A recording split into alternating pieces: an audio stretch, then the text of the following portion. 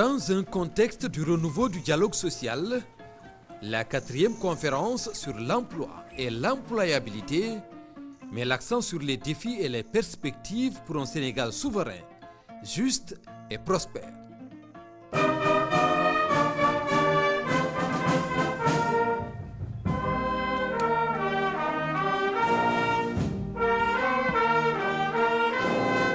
L'engagement de tous les acteurs à œuvrer à la prise en charge de cette problématique qui touche directement à la dignité humaine, à l'épanouissement personnel et à la cohésion sociale.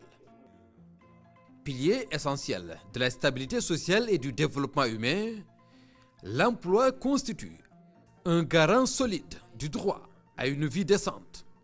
Trouver un emploi qualifié requiert un ensemble de compétences, de qualités et d'aptitudes.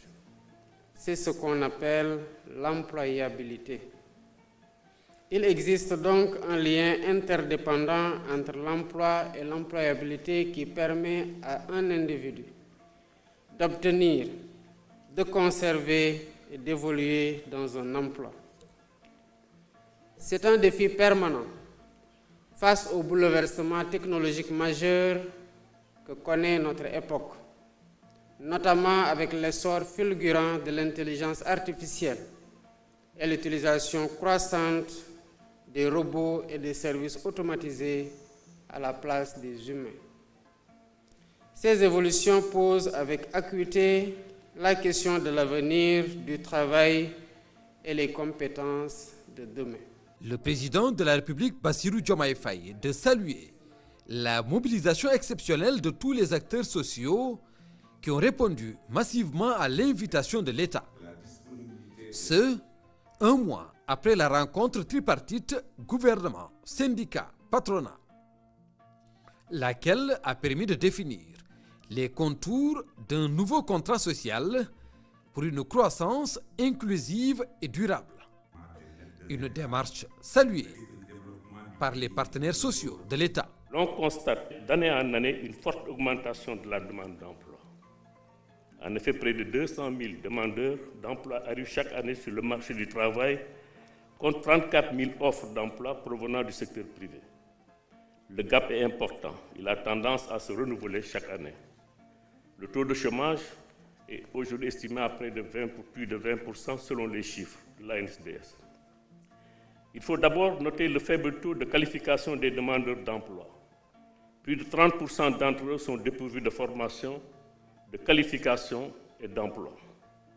Il y a aussi ensuite l'inadéquation entre la formation et l'emploi qui constitue un véritable boulet. Elle est l'origine de taux de chômage importants notés chez les diplômés de l'enseignement supérieur auxquels nous devons porter une grande attention au regard des ressources importantes mobilisées dans le secteur. Il est temps que les autorités, dans le respect des lois et règlements, développent avec le secteur privé une complicité positive. Cette concertation permanente et franche entre le secteur privé et le secteur public nous manque profondément. Et si elle n'est pas corrigée, elle constituera un facteur rédhibitoire à toute volonté de cheminer ensemble pour l'atteinte des objectifs de développement fixés. Si le tout politique et la reddition des comptes sont des constantes dans une démocratie et une république, elles ne devraient cependant pas être incompatibles avec une relance économique concertée entre le gouvernement et son secteur privé. À vous, acteurs du monde du travail, soyez assurés que l'État sera à vos côtés pour consolider les cadres de concertation dynamiques.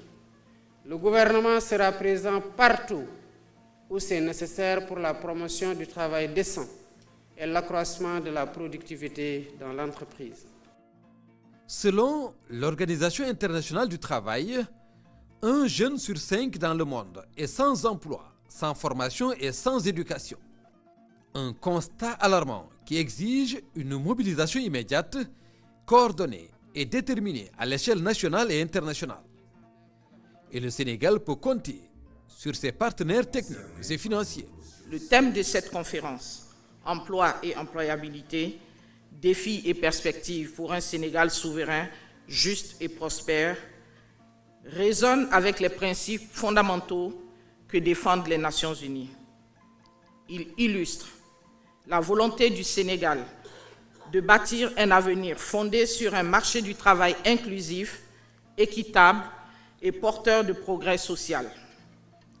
Cette conférence incarne cette aspiration partagée de construire ensemble des solutions endogènes, durables et inclusives face aux défis du marché du travail.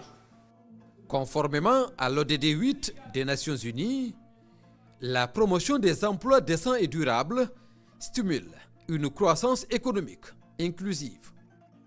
À l'instar de plusieurs pays, le Sénégal est également confronté aux défis de l'emploi et de l'employabilité. Ils sont accentués par une démographie croissante, une population très jeune et une économie dominée par le secteur informel.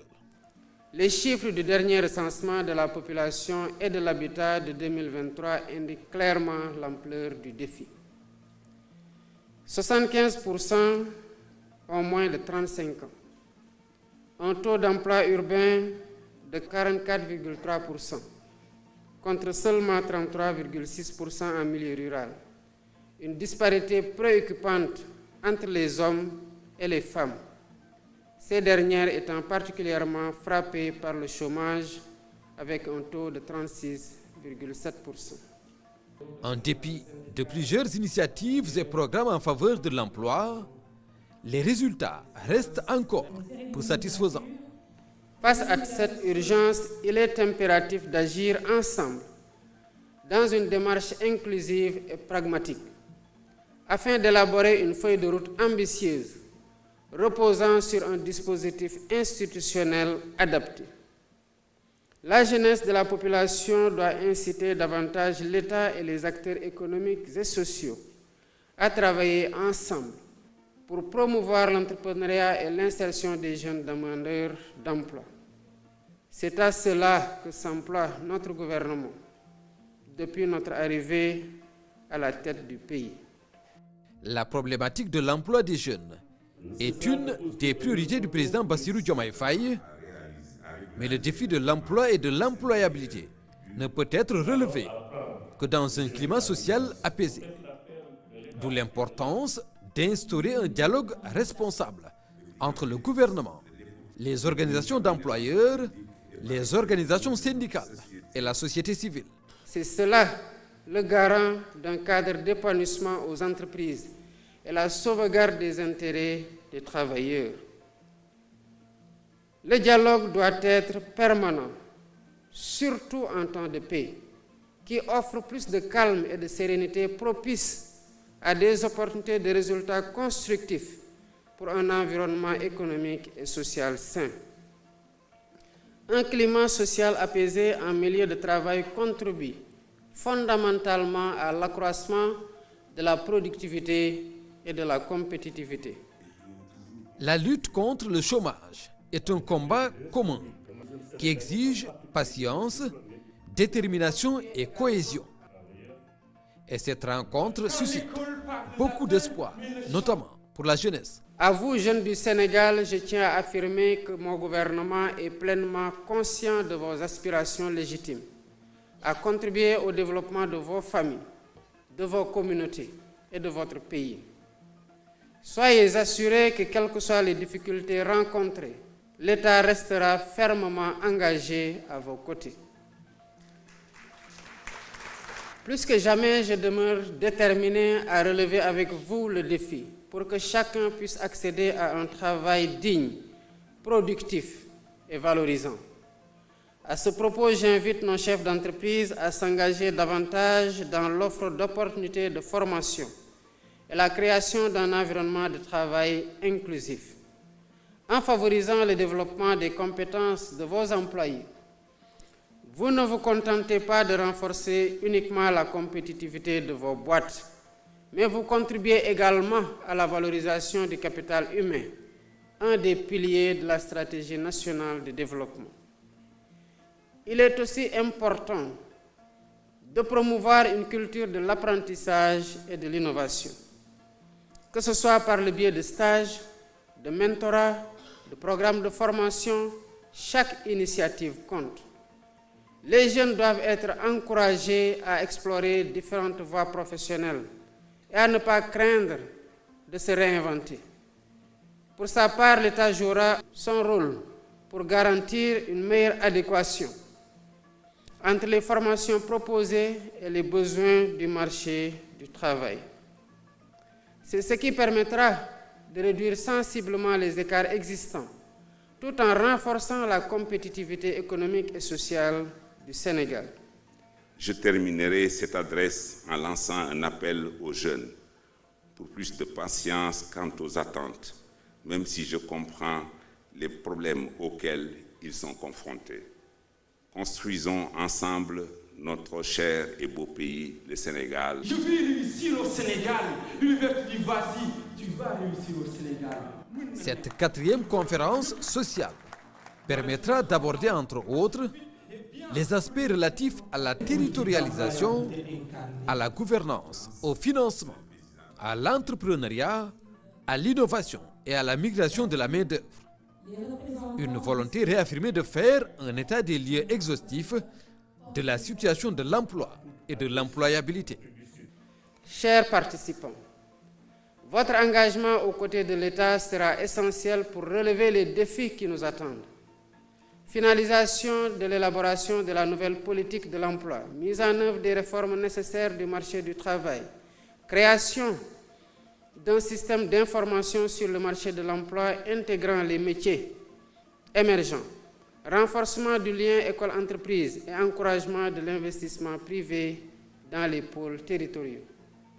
C'est pourquoi j'attends avec intérêt les conclusions et recommandations qui émergeront de vos travaux pendant ces 2 journées.